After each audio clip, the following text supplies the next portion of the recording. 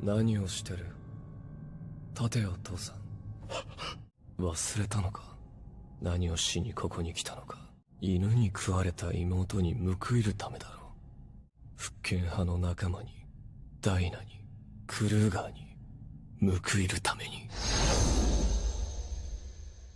進み続けるんだ。死んでも死んだ後も。これは父さんが始めた物語だろう。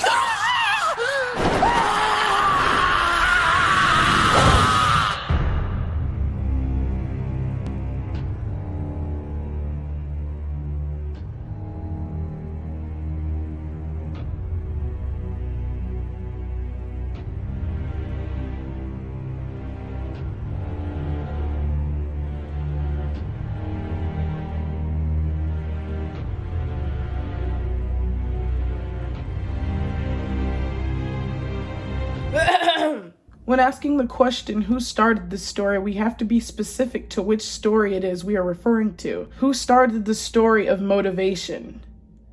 Who started the story of will and agency? Who started the story of indoctrination? And which of these stories led to the inevitable conclusion that is the rumbling? You see, several different parties are responsible for starting different facets of this story. Let's find out how they intersect.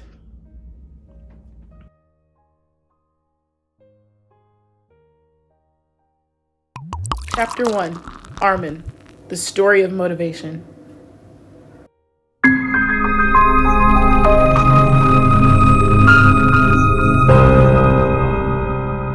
Now, I for one think it's quite obvious that the reason that Armin is here on this list is because of the book he showed Eren.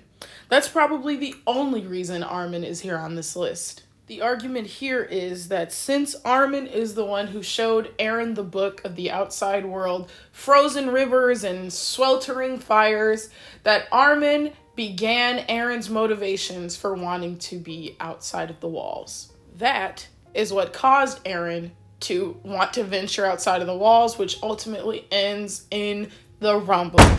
This argument suggests that had Armin not awakened this interest in Eren, he would have never wanted to be outside of the walls or see what's outside of the walls.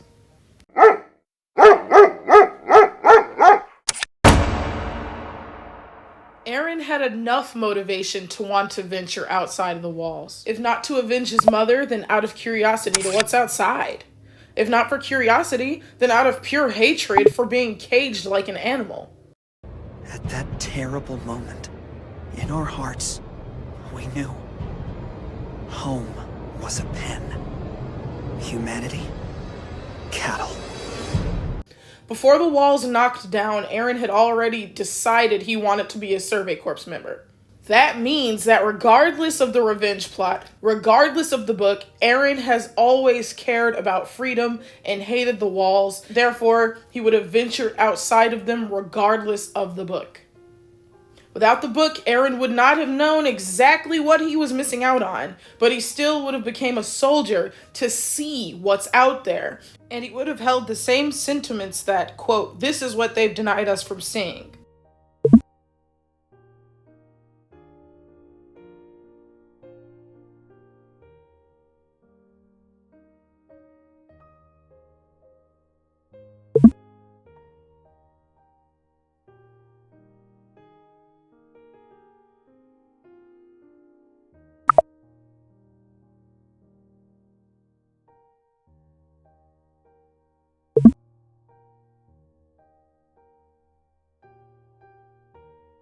There is no way the series ends in a rumbling. Had Annie, Bert, and Reiner not bum-rushed Paradise Island, it does not happen. Eren's main motivation was freedom.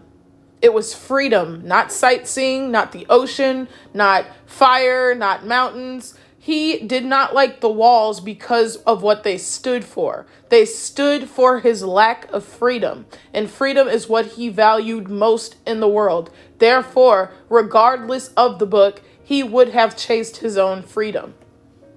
So no, Armin did not start this story. And I know this because without the book, regardless of the book, Eren would have still joined the Survey Corps.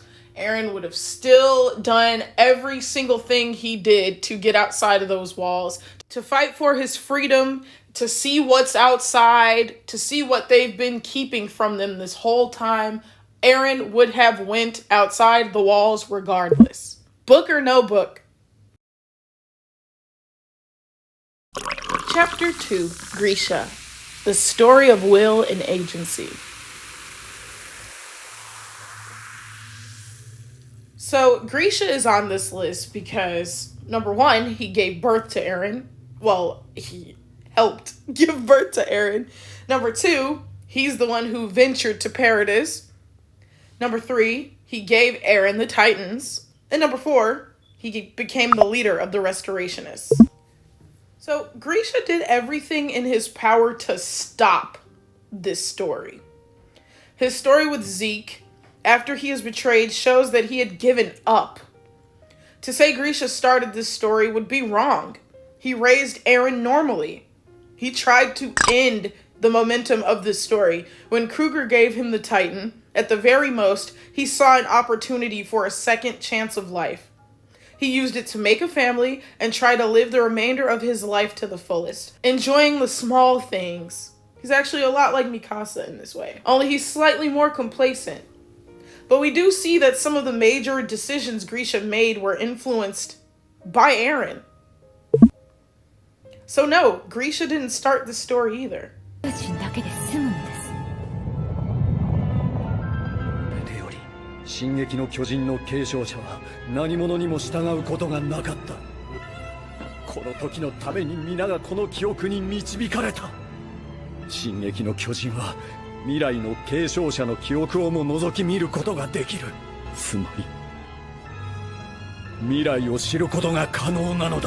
I think there were forces much bigger than Grisha at play here, which forced him into a lot of these things, such as the venturing to Paradis. You may need to ask yourself, what put him in the position to be on that wall in the first place? And then you'll say, okay, he was the leader of the Restorationists, which was his choice. But what factors in his living conditions created the Restorationists? Why was there a need for Restorationists? And then giving Eren the Titans, well, that very well could have just been Eren manipulating him. But I don't think it's fair to say that Grisha started this story simply by giving birth to Eren, or simply by joining a rebel group of which he quit.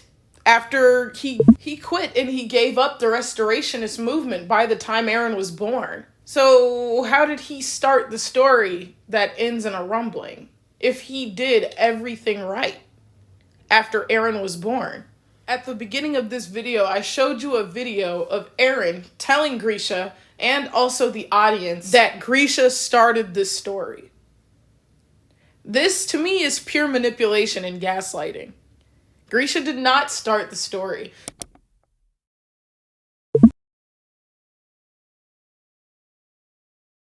To say Grisha started the story is to say he put in motion everything terrible that happened to him to lead him to this point, which is the complete opposite of what he did, which was try to stop the Restorationist movement. And he tries again through Zeke in Paths. He tells him, you have to stop Eren no matter what. But there is a reason I included that video. Don't let it escape your brain just yet. Chapter 3, Krueger, the story of will and agency, part 2. Now, Krueger's here, obviously, because he gave Grisha the Attack Titan. If Krueger hadn't given Grisha the Attack Titan, he would be wandering Marley or Paradis without a clue as a mindless titan for eons. Now, that's true. If Krueger didn't give Grisha his titan, Eren wouldn't have gotten it. But isn't it true that if Grisha's will didn't lead him to join the Restorationists, he wouldn't have been on the wall to receive the titan? If he hadn't taken Faye to see the blimp, would any of this have happened? What if Grisha just hadn't been born? Hold that thought. And if Faye wasn't killed that day? And if Krueger did start the story, Grisha himself ended it when he raised Eren normally and gave up on restoring Eldia. So then did Eren start a new story? You see, what happens here is we get a slippery slope. Who started this story? Who started this story? And then we even get another little hint that maybe somebody else started the story. Maybe it wasn't Grisha, maybe it wasn't Krueger. But the person who gave Krueger memories of Mikasa and Armin. If somebody had been influencing Krueger to give Grisha the Titan, then maybe that person is responsible for starting the story. If he's being influenced, which he obviously is, or else this scene wouldn't make any sense, then no, Krueger didn't start this story either. Chapter 4, The Jaegers, the story of indoctrination.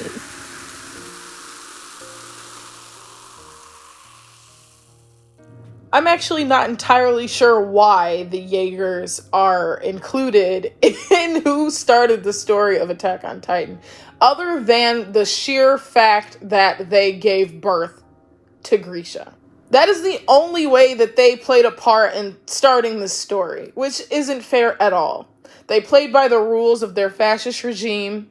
Something inside of Grisha hated his parents, but it didn't come to full fruition until Faye was killed. But is this not a parallel to Eren with the book? Grisha had heard about the blimp and wanted to bring his sister along to see it. What is this thing we're missing out on because of our government? Then did Grisha start the story after all? No, maybe it was the person who killed Faye. You see how we just keep going in circles? Had Faye not died, the story wouldn't have happened. Grisha hated his parents, but it took their reaction to Faye's death to really get him on the path to joining the Restorationists. So is it their fault for not standing up for their daughter posthumously that Grisha joined the Restorationists? So then did they start the story? No, I don't think that's fair to think of it like that. Is it the Jaeger's fault for trying to teach him to abide by the rules of the fascist regime, trying to indoctrinate him to the fascist ideals that they are lesser than people? Is it that started him on this path? But yes, as you can see, we keep going around and around and around and around in circles. Chapter 5, Conclusion. I don't believe any one person is solely responsible for starting this story. Several cogs had to work together to produce the perfect environment to start the story. Whether it's the story of Eren's motivations and inspirations, whether it's the story of will and agency, or the story of indoctrination, it's written as a cycle. Maybe Paradis started this story by allowing the Survey Corps to exist. Maybe Marley started this story by persecuting Eldians, or by creating mindless titans and sending them to Paradis. How unsatisfying must it be to not receive an answer to this question? But what if I told you there actually is an answer, and that I gave you a clue to what that answer is in the very beginning of this video? この時のために皆がこの記憶に導かれた。進撃の巨人は未来の継承者の記憶をも覗き見ることができる。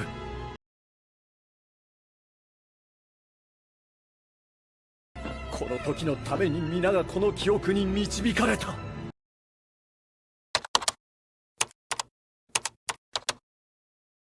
Still don't get it? Well, here, let me spell it out for you in baby language. 俺は奴隷じゃない。神でもない。ただの人だ。誰にも従わなくていい。お前が決めていい。決めるのはお前だ。お前が選べ。全てのユミルの民から。俺をここまで導いたのはお前なのか。2000年前から誰かを。この時のために皆がこの記憶に導かれた。ミカサやアルミン、みんなを救いたいなら使命を全うしろ。ミカサ？アルミン？誰のことだ？わからない。誰の記憶だろう。僕ら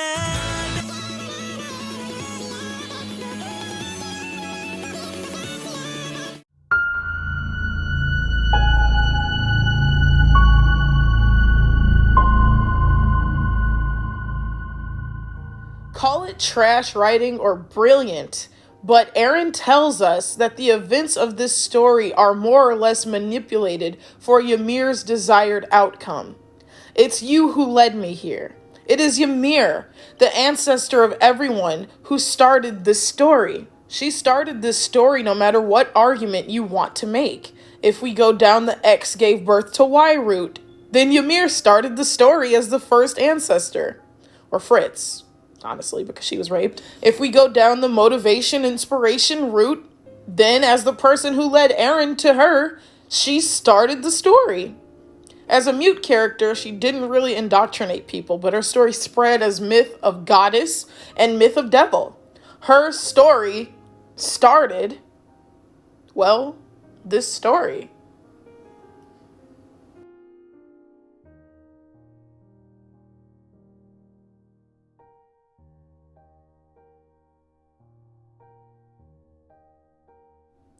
Just want to say, don't forget to comment, like, and subscribe. This video did not take that long to make, but I tried to make it interesting. I tried to make it a little spazzy for you guys.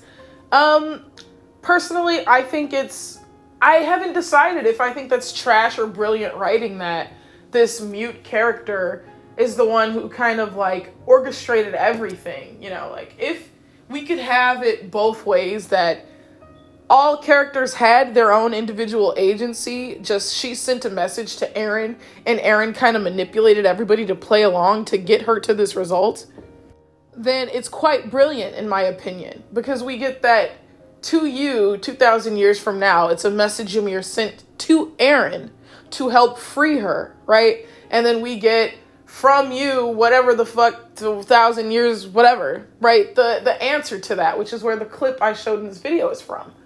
He hugs her, he embraces her, and he says, "You led me here." And then he frees her. And that's just brilliant. Like, it all comes full circle. That, I mean, you know, for us who know the ending, it would have been brilliant, and it had the potential to be brilliant.